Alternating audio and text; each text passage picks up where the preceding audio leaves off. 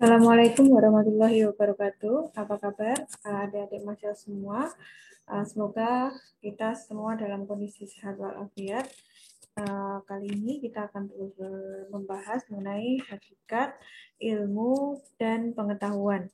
Nah, pada kesempatan kali ini tujuan pembelajaran kita adalah agar mahasiswa mampu mengetahui, mampu melakukan pengembangan konsep pendekatan dalam filsafat ilmu dalam mengembangkan permasalahan-permasalahan di bidang teknik sipilan, kemudian mengetahui atau mampu menjelaskan mengenai fungsi dan arah filsafat ilmu, dan mampu menjelaskan nantinya tentang ruang lingkup dari filsafat ilmu. Baik, mari kita mulai, tapi sebelumnya perlu kalian ingat kembali ya mengenai apa itu pengertian dari filsafat ya, yang apa yang kalian ketahui mengenai ilmu. Nah, ini sudah kita pelajari di pertemuan sebelumnya, di mana filsafat ini berasal dari kata philos dan cinta, yang berarti kebijaksanaan, philos yang berarti cinta, sophia yang berarti kebijaksanaan, yaitu filsafat adalah pengetahuan tentang kebijaksanaan, mencari kebenaran, berpikir rasional logis, mendalam dan tuntas dalam memperoleh kebenaran. Sementara apa itu ilmu? Ilmu diartikan sebagai pengetahuan tentang sesuatu atau bagian dari pengetahuan. Bagaimana pengetahuan dikategorikan sebagai ilmu pengetahuan? Nah, ini juga sudah kita pelajari di pertemuan sebelumnya, di mana kita bisa membedakan antara pengetahuan dan ilmu pengetahuan. Bagaimana pengetahuan itu bisa dikategorikan sebagai ilmu pengetahuan, ada berbagai macam pembedanya ya.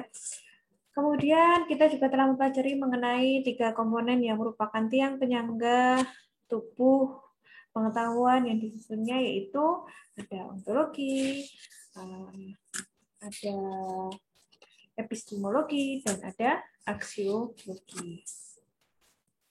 Nah, bagaimana dengan pendekatan dalam filsafat ilmu? Ya, dalam studi filsafat dilakukan berdasarkan beragam pendapat dan pandangan. Jadi kalau misalnya agar studi filsafat tidak menjadi suatu yang historis belaka, maka kita perlu melakukan pendekatan sehingga apa yang kita pelajari nantinya akan sistematis, fungsional, dan komparatif. Jadi ada pendekatan-pendekatan yang digunakan. Yang utama adalah pendekatan yang dilakukan dengan menelaah suatu masalah menggunakan sudut pandang cabang ilmu, misalnya ilmu ekonomi, ilmu sosiologi, ilmu keteknikan, dan lain sebagainya.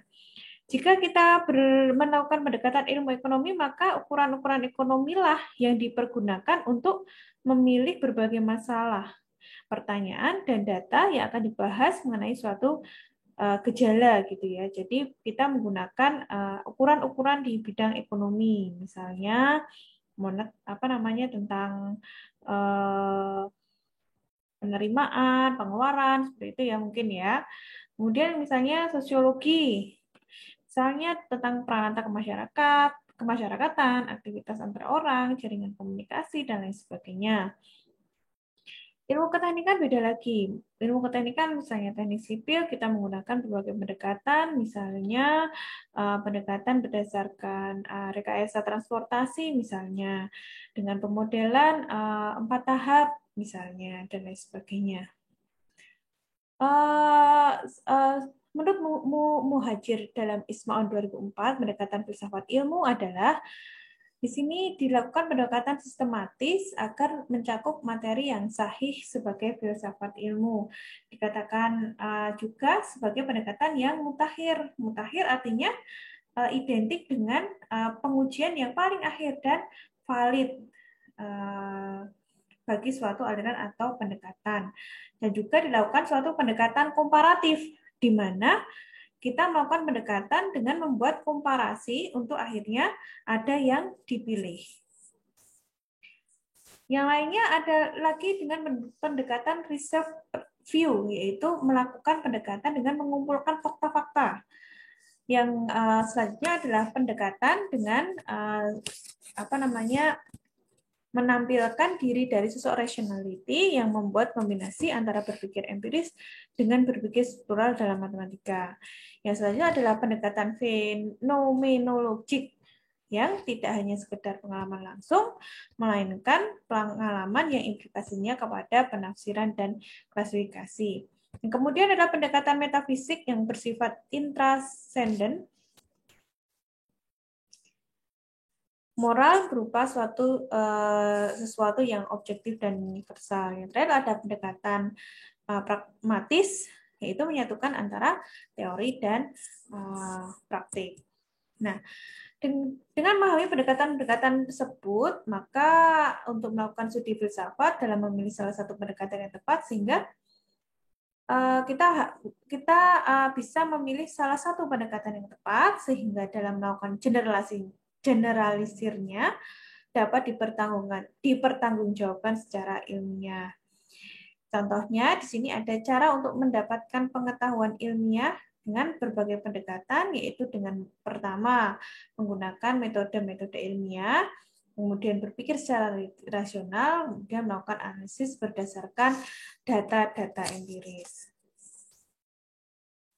Nah, ada juga pendekatan-pendekatan yang paling umum dilakukan di sini untuk mengembangkan konsep filsafat ilmu adalah pendekatan deduksi-induksi. Nah, pendekatan deduksi-induksi dalam melakukan studi ilmiah, di sini contohnya adalah yang pertama menetapkan rumusan masalah, kemudian mengidentifikasi masalah, kemudian adanya studi literatur atau mempelajari konsep dan teori yang ada untuk dikembangkan menjadi metodologi. Nah, kalau di deskripsi juga pengembangannya seperti itu. Pertama, kalau di bab 1 ini isinya masalah ya, rumusan masalah, identifikasi masalah. Kemudian di bab 2 ada tentang landasan teori dan studi pustaka. Kemudian di bab 3 biasanya masuk ke metodologi. Nah, ini biasanya umum dilakukan. Kemudian menurut John Dewey di sini ada beberapa tahap identifikasi masalah. Nah, ini ada pembedanya, itu formulasi hipotesis, kemudian mengumpulkan, mengorganisasikan dan menganalisis data, formulasi kesimpulan, kemudian yang terakhir adalah verifikasi apakah hipotesis itu ditolak, diterima atau dimodifikasi.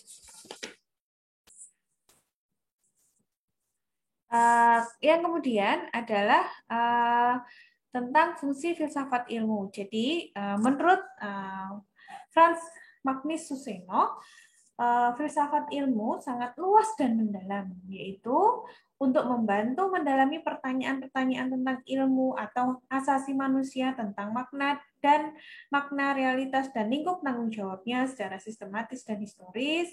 Secara sistematis, filsafat menawarkan metode-metode mutakhir untuk mendalami masalah-masalah ilmu, manusia, tentang hakikat kebenaran secara mendalam dan ilmiah. Secara historis, di sini kita belajar untuk mendalami dan menanggapi serta belajar dari jawaban-jawaban terkemuka. Kemudian juga filsafat ilmu dapat berfungsi sebagai kritik ideologi. Artinya apa? Artinya memberikan kemampuan untuk menganalisis secara terbuka dan kritis argumentasi-argumentasi agama, ideologi, dan pandangan dunia. Atau dengan kata lain, agar mampu mendeteksi berbagai masalah. Yang selanjutnya adalah sebagai dasar metodis dan wawasan lebih mendalam dan kritis dalam mempelajari studi ilmu-ilmu khusus. Kemudian, merupakan dasar paling luas untuk berpartisipasi secara kritis dalam kehidupan intelektual pada umumnya dan khususnya di lingkungan akademis. Yang terakhir adalah memberikan wawasan lebih luas dan kemampuan analitis dan kritis tajam untuk bergulat dengan masalah-masalah intelektual, spiritual, dan ideologis. Untuk arah pengembangan filsafat ilmu dapat dipahami dan dari beberapa pendapat antara lain.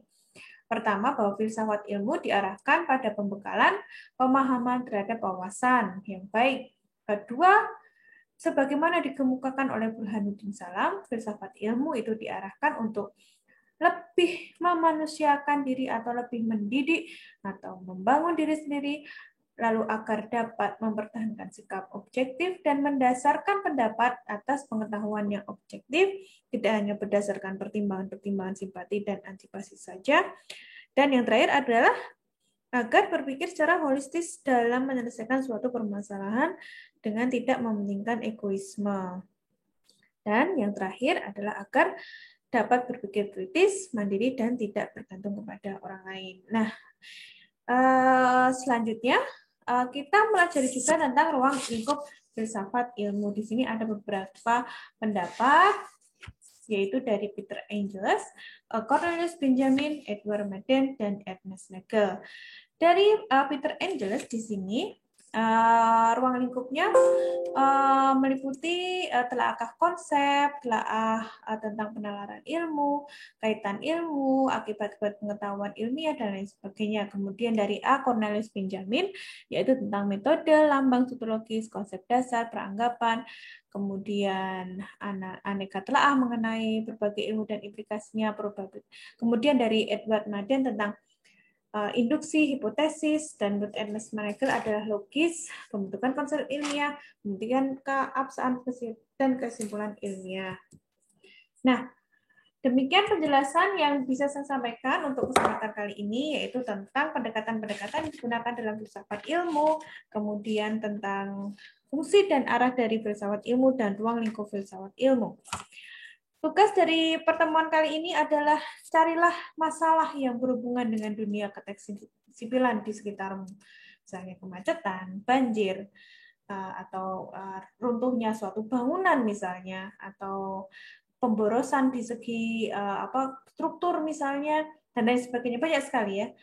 Yang biasanya masalah ini dijadikan kalau di mahasiswa tingkat akhir itu sebagai pilihan untuk menentukan judul skripsi biasanya ya. Kemudian lakukan pendekatan filsafat ilmu dalam menelaah permasalahan tersebut ya. Tadi bisa dengan pendekatan induksi-deduksi misalnya, kemudian dengan pendekatan risk review misalnya dengan menemukan fakta-fakta, atau mungkin dengan pendekatan yang dilakukan oleh John Dewey itu identifikasi masalah, merumuskan hipotesis, mengumpulkan, mengorganisasikan, dan mengakses data, dan lain sebagainya. Dengan pembagian kelompok seperti yang ada di bawah ini ya. Dilakukan secara berkelompok, satu kelompok terdiri dari 5 orang, ada 10 kelompok, seperti yang ada di sini ya. Ini adalah pembagian kelompoknya, jadi untuk perkuliahan atau materi dari filsafat pada pertemuan kali ini saya cukupkan sampai di sini. Bila ada kekurangan dan ada kurang-kurangnya, saya mohon maaf sebesar-besarnya. Wabillahi taufiq wal hidayah. Assalamualaikum warahmatullahi wabarakatuh.